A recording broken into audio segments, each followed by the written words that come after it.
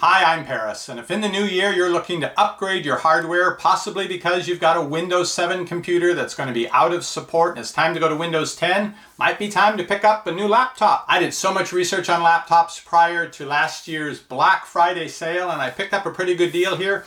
Even though this is a little more expensive now than what I paid for it, $549, you can get it for about $699 unless you get a good sale. This is the best mid-range laptop you can pick up right now that's upgradable. It has a couple key upgrades that let you turn it into a $1,000 computer. Epic Review Guys.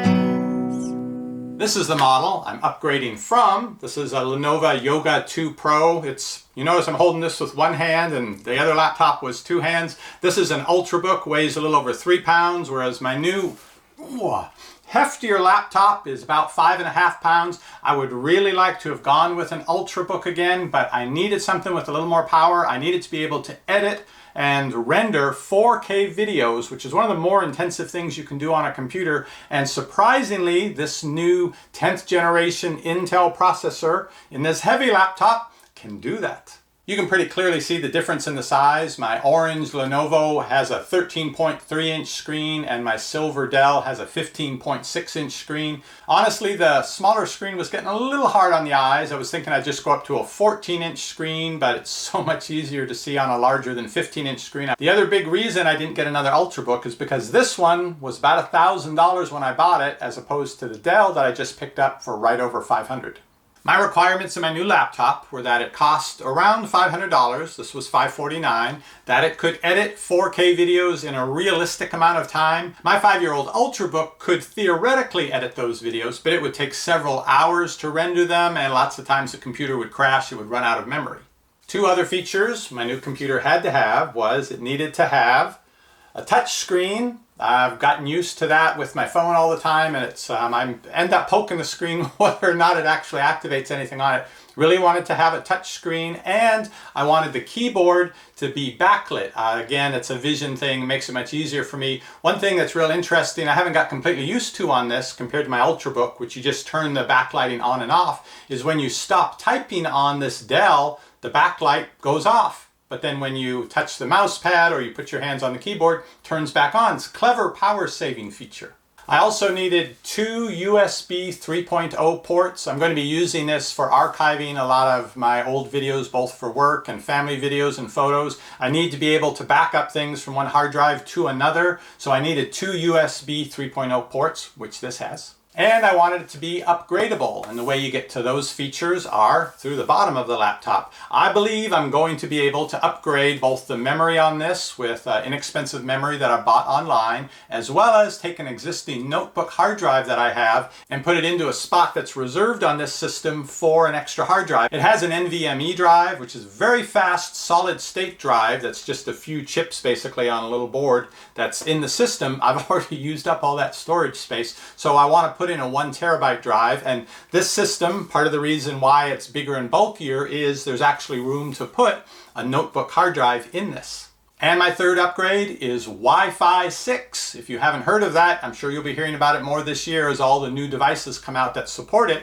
Wi-Fi 6 will allow in your home network, business network, to have more devices that can connect at a higher speed, both to each other and to the internet. So Wi-Fi 6, which is also called 802.11ax, is not about getting faster internet speed coming into your house. It's about getting faster connections to all of your devices when they're all trying to access the internet at the same time. So I bought an upgraded Wi-Fi chip that I will be replacing the current Wi-Fi chip in the system with, and then this system should be able to get those stronger, more sustainable, more consistent Wi-Fi and network connection speeds. So in addition to this being a great deal as it is and pretty functional with the upgrades that I really need, the more storage space, I already have the drive, don't have to pay extra for that. Upgrading the memory, the RAM from 8 gigabytes to 16 gigabytes, already got that right here. And doing the Wi-Fi chip upgrade so it can support the latest standard, this $500 laptop becomes pretty competitive with $1,000 laptops. Here's the user's point of view. One feature that I didn't know if I would really like, but now I love it, is having the fingerprint sensor to log in rather than having to type in the password every time. Makes it so quick and easy. The only drawback of this Inspiron 5000 system is this is as bright as the screen gets. So it's not a great system if you're going to be using it outdoors, but when you get a bargain, they always have to cut out some little add-on to make it affordable. So it's a great budget phone as opposed to being a flagship $1,000 phone. Same with the laptop, they did skimp a little on the screen. I've turned the lights off so it looks a little better. And then I was mentioning about the backlit keyboard. As you can see right now, you don't see any backlighting, but as soon as you touch the mouse pad, lights it right up. Or if you start typing and then when you stop within a few seconds, the lights go off, saves power. That's a good feature. And here on the bottom of the laptop, I'll take off these screws, separate off the keyboard, and hopefully successfully replace these components without doing any damage inside. I will make videos about the 3 different upgrades that I'm going to do. Here's that upgraded wireless card. Here's the extra memory. Now my 5-year-old Yoga Ultrabook was called Yoga because you could bend the screen all the way around back, and it was kind of a unique feature at that time. They now just call it a 2-in-1, and the hinges are made so I can fold the screen to make it flat if I want. I can fold it all the way around and use it as a tablet. I found with my Yoga 2 Pro, I very rarely did the complete flip around and used it as a tablet, so I really didn't care about that feature, but it seemed like having the touch screen, that was sort of necessary that it do that, so I don't think I'll be using it this way very much. It would really make for a huge tablet to do that. And within a few seconds of flipping it around, it adjusts the orientation, and it's asked me before, do you want to use this as a tablet when you do this, which then disables the keys, so holding it like this, you aren't activating things and everything just becomes touchscreen.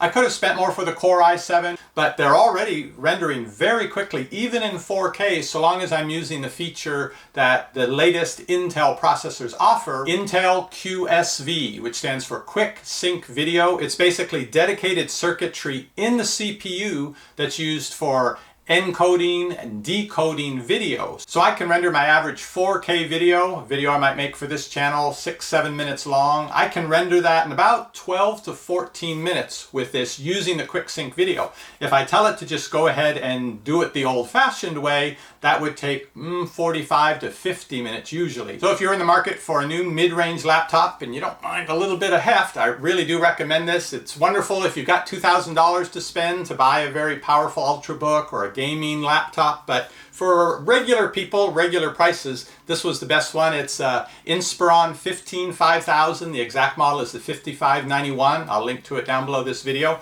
It's both a good deal as it is, and with those features that I mentioned that'll upgrade, you really get a good system for a very reasonable price. Now, one of those upgrades is the Wi-Fi 6, and I will shortly be reviewing a Wi-Fi 6 router. I'm upgrading the system here at home. The company was very nice and sent me an extra router to give away. So I'll probably be my next video where I do the review of the router. I'll be giving away an identical router to one viewer of that video. So if you're not subscribed to this channel, make sure to click below and subscribe so you'll get notified when that video goes up. And I'll see you on the next review. Shopping is easy